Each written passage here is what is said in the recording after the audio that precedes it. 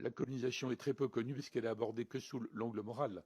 C'est mal, donc tout est mal, donc il n'y a pas d'analyse. Alors qu'elles sont très différentes. C'est pas les mêmes selon les pays. Il y en a qui ont été atroces et sanglantes, d'autres qui se sont passées facilement, bon, etc. Et donc on les connaît pas, on mélange tout. Les décolonisations sont peu connues, en fait, maintenant. La première époque des décolonisations sont mal connues.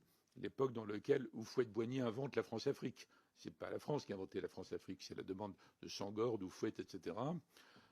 Ceux qui avaient demandé au général de Gaulle de maintenir des bases en disant si l'armée française ne reste pas, on va être obligé de faire des armées nous, et ils vont faire des putschs. Et ça va coûter cher, etc. Bon. Donc il y a toute une période des décolonisations réussies. Réussies, si vous reportez à aux écrits, même aux médias de l'époque, notamment en Afrique, il y a une période qui est très optimiste. On dit formidable. On s'en est pas bien sorti partout. Je ne parle pas de l'Algérie, hein. Là je parle de l'Afrique.